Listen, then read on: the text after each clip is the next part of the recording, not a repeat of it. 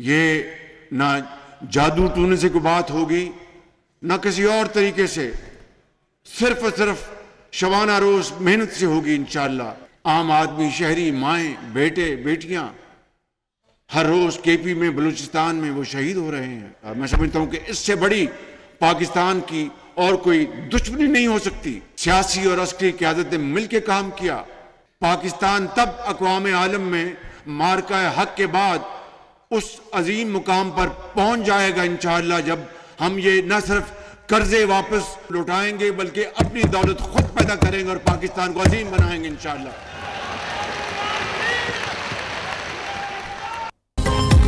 जादू टोने से नहीं, मुल्क मेहनत से तरक्की करेगा। कौम में यकजहती की फजा कायम होने तक मुल्क तरक्की नहीं कर सकता। अफवाज की कुर्बानियों का मजाक उड़ाएंगे तो कौन पाकिस्तान की इज्जत करेगा। फौज का दिफा करना हुकूमत, उलमा सबकी जिम्मेदारी है। मुल्क की तरक्की के लिए दहशतगर्दी का खात्मा जरूरी है। वज़ीर-ए-आज़म शहबाज शरीफ का कौमी उलमा कन्वेंशन से खिताब, कहा अल्लाह ताला ने मार्का हक में अजीम कामयाबी दी। अफवाज पाकिस्तान ने फील्ड मार्शल सैयद आसिम मुनीर की क़यादत में फतेह हासिल की। हर सिपाही ने बहादुरी के साथ दुश्मन का मुकाबला किया। उलमाए कराम और कौम की दुआओं से भारत के खिलाफ तारीखी कामयाबी मिली। मुल्क में फिरका परस्ती का खात्मा जरूरी है। Chief of defence forces field marshal Syed Asim Munir भी शरीक।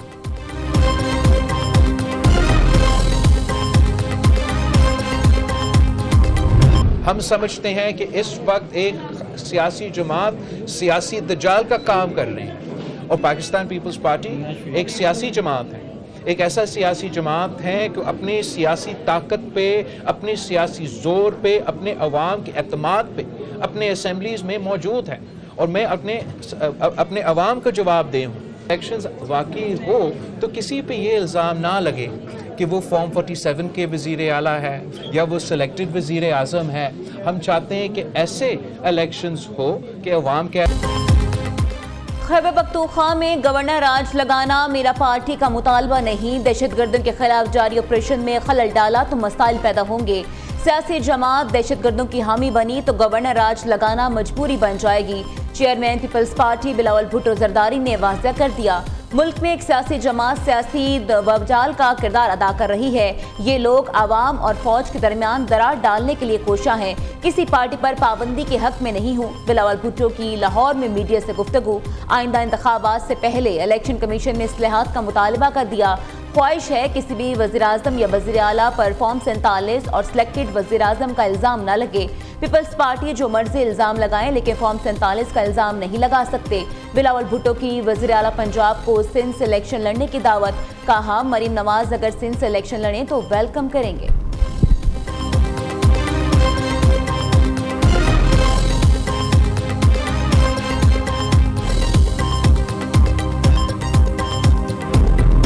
ये बात बारहा कह चुका हूँ, प्राइम मिनिस्टर साहब भी कह चुके हैं कि मुज़ाकरात के लिए हमारे दरवाजे खुले हैं, बैठ के बातचीत हो सकती। मगर डिसअपॉइंट मुझे ये किया कि अगर फील्ड मार्शल या अफवाज पाकिस्तान जिन्होंने ये अभी जंग जीती, जिन्होंने जानों के नजराने दिए, जिन्होंने हमारे बॉर्डर महफूज रखने के लिए, हमें दहशत गर्दों से महफूज रखने के लिए अपने जवान बच्चों ने शहादतें दी, उस इदारे के ऊपर अगर उंगली उठाएंगे तो ये हमारे लिए बायस शर्म भी है और हमारे लिए ये एक बहुत ही तकलीफदेह चीज़ है।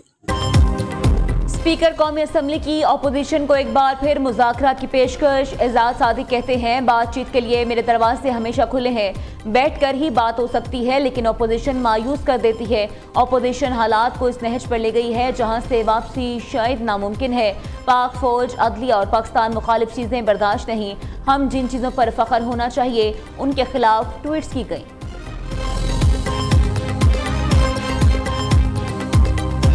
रावलपिंडी का काउंसलर भी आपसे बात करने के लिए तैयार है। पाकिस्तान तहरीक इंसाफ के कुछ ये लोग जो पेशावर में इकट्ठे होते हैं, जो कहते हैं कि हमने बहुत बड़ा जलसा कर दिया है, और एक निक्का वजीर आला जो नया आया है खैबर पख्तूनख्वा का, गुज़श्ता 13 सालों से खैबर पख्तूनख्वा में हुकूमत कर रही है और इस हुकूमत में इसका एक नेक्सस बना हुआ है। खैबर पख्तूनख्वा में जितना टेररिज्म का नेक्सस है वो पाकिस्तान तहरीक इंसाफ की जमात के साथ और इनकी हुकूमत के साथ जुड़ी हुई है। पीटीआई के लिए तमाम दरवाजे बंद। अब मामलात पॉइंट ऑफ नो रिटर्न पर पहुंच चुके हैं। पाक फौज की क़यादत तो दूर, पिंडी का काउंसलर भी पीटीआई से बात नहीं करेगा। वज़ीर-ए-आज़म के कोऑर्डिनेटर इख्तियार वली खान का दबंग ऐलान, पीटीआई को लाशें चाहिए ताकि मुर्दा सियासत को जिंदा कर सकें। बानी पीटीआई और उसकी बहनें रोज पाक फौज की क़यादत पर हमला कर रही हैं। खैबर पख्तूनख्वा हुकूमत और दहशतगर्दों का गठजोड़ है। इख्तियार वली खान ने सुहेल आफरीदी को लंडे का वज़ीर आला करार दे दिया। वज़ीर ममलिकत और रहनुमा IPP ऑन चौधरी कहते हैं पीटीआई वाले भारत के आलाकार बने हुए हैं। उनका मकसद मुल्क में आग लगाना, जलाओ घिराव करना है। बाहर बैठे लोग डॉलर्स की खातिर अपने वतन से गद्दारी कर रहे हैं। उन्हें असल तकलीफ ये है कि पाकिस्तान तरक्की क्यों कर रहा है।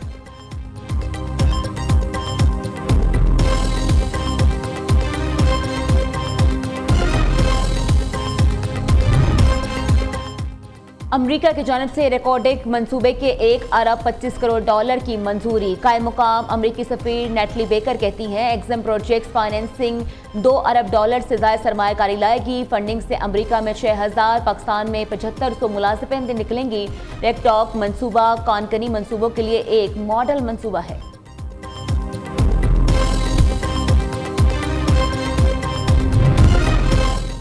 एशियाई तरक्याती बैंक ने पाकिस्तान की मेशत से मुतालिक ताज़ा रिपोर्ट जारी कर दी। पाकिस्तान में कारोबार के लिए मजमूई माहौल साजगार करार, सैलाब के बावजूद मौशी रफ्तार बरकरार रही। पाकिस्तान की GDP 2.7 से बढ़ाकर 3% कर दी गई है। बड़ी सनतों की पैदावार में तेजी आई है। रवां और आइंदा माली साल में इक़्तिसादी तरक्की में मजीद बेहतरी की तवक्को है। बैरूनी तलब कमजोर और तिजारत के शोबे में गैर यकीनी सूरत हाल की निशानदेही की गई है।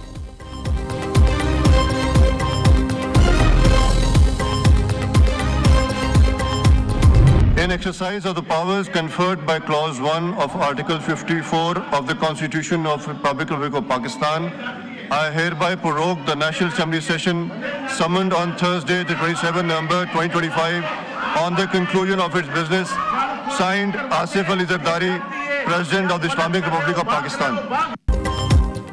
कौमी असम्बली का इजलास मुलतवी क्यों किया? हुकूमत इत्तेहादी पीपल्स पार्टी सख्त बरहम। खातून अव्वल आसिफा भुट्टो का इजलास मौखर करने और कायम मुकाम स्पीकर के रवैये पर इंतहाई मायूसी का इजहार। एक्स पर पैगाम में कहा कोरम पूरा होने के बावजूद बार बार इजलास मौतर करना पार्लिमानी निज़ाम का मजाक बनाने के मुतरादिफ है।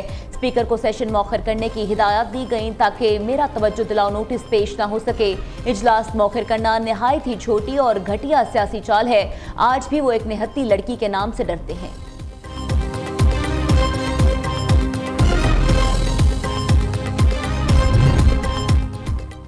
सिंधी कल्चर डे के नाम पर कराची में रियासत के अंदर एक रियासत कायम करने की कोशिश की गई। 7 दिसंबर को कराची में एक सिंधु देश कायम किया गया।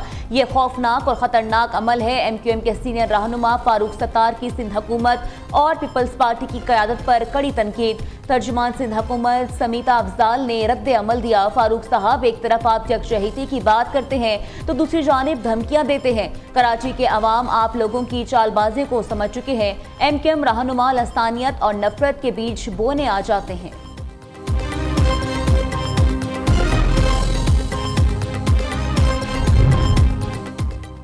सब जानते हैं PTI को साजिश करके 2018 में हुकूमत में लाया गया। बानी PTI के 3.5 साल स्याह तरीन दौर था। सीनियर वजीर सिंध शर्जील इमान मेमन की इस्लामाबाद में न्यूज़ कॉन्फ्रेंस। बानी PTI अपने दौर में सिर्फ कमर जावेद बाजवा की तारीफ करते थे। PTI के दौर में कोई काबिल कदर मंसूबा नहीं लाया गया।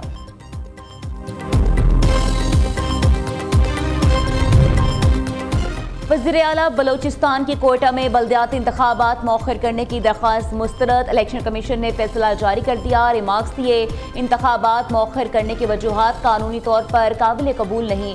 सूबाई हुकूमत की रुकावटें आइन की खिलाफ वर्जी के मुतरादिफ होंगी। हल्का बंदियों पर एतराज़ात का फैसला हो चुका। हाई कोर्ट ने भी दरख्वास्तें खारिज की।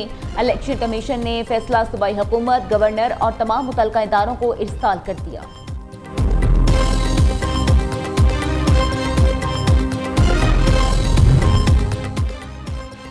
साबिक वज़ीर आला खैबर पख्तूनख्वा अली अमीन गंडापुर के 2 मुकदमात में वारंट गिरफ्तारी जारी। अली अमीन गंडापुर मुतअद्दिद बार तलबी के बावजूद अदालत पेश नहीं हो रहे।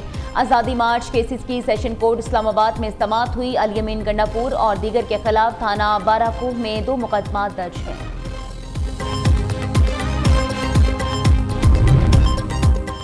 पंजाब डेवलपमेंट प्लान पूरे सूबे के लिए खुशखबरी। वज़ीर आला मरीम नवाज यकसा तरक्की के लिए सीवरेज, ड्रेनेज, पार्क और सड़कें बनाने के लिए पुरअज़्म। पंजाब के 52 शहरों में तरक्की, 10 ग्राउंड ब्रेकिंग के लिए तैयार। पंजाब डेवलपमेंट प्लान के तहत 50 टेंडर्स फ्लोट और 10 टेंडर्स मुकम्मल हो चुका।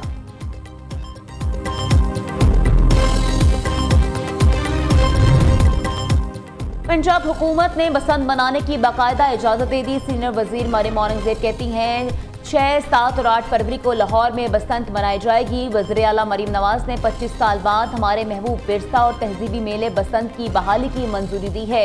बसंत ऑर्डिनेंस 2025 पर मुकम्मल अमल दरामद किया जाएगा।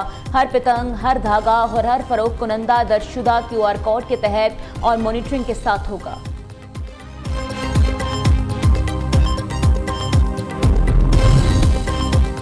भारी जुर्माने के बावजूद शहरी ट्रैफिक कवरिंग की खिलाफ वर्जियों से बाज न आए। ट्रैफिक हुकाम के मुताबिक ट्रैफिक ऑर्डिनेंस में तरमीम पर अमल दरामद किया गया। लाहौर में 7 लाख से ज्यादा चालान किए गए। पंजाब में 1 अरब 35 करोड़ के जुर्माने किए गए। सेफ सिटीज की जानिब से किए गए जुर्माने इसके अलावा हैं। दूसरी तरफ ट्रैफिक ऑर्डिनेंस के खिलाफ ट्रांसपोर्टर्स की हड़ताल तीसरे रोज भी जारी।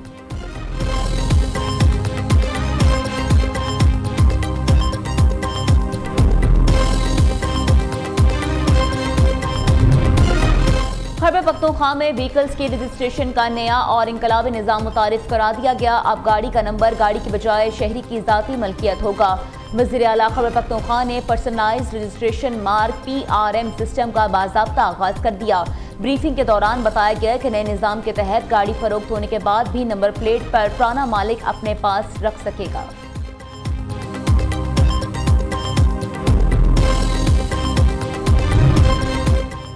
शुगर और सीमेंट सेक्टर में 13 अरब रुपए से जायद की बेज़ाब्तियों का इंकशाफ। ऑडिटर जनरल ऑफ पाकिस्तान ने चशमकुशा रिपोर्ट जारी कर दी।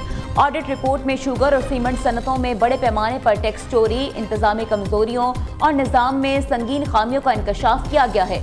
मजमूई तौर पर 13 अरब 22 करोड़ रुपए की माली बेज़ाब्तियां सामने आई हैं।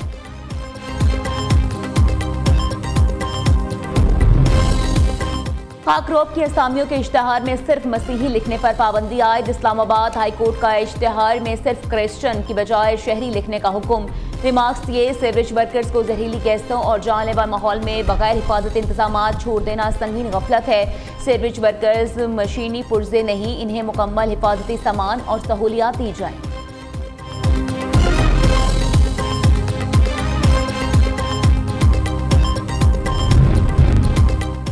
बरतानिया से डिपोर्ट नहीं किया गया, वीजा कैंसिल हुआ है। यूट्यूबर अजब भट्ट की वजाहत, कहा जब तक केस चल रहा है तब तक पाकिस्तान में हूँ। इस्लामाबाद हाई कोर्ट से जमानत ली है, अब आगे केस को प्रोसीड करेंगे। जब वक्त आएगा सब कुछ बताएंगे। जमानत के लिए अजब भट्ट हाई कोर्ट बगैर नंबर की लग्जरी गाड़ी में पहुंचा।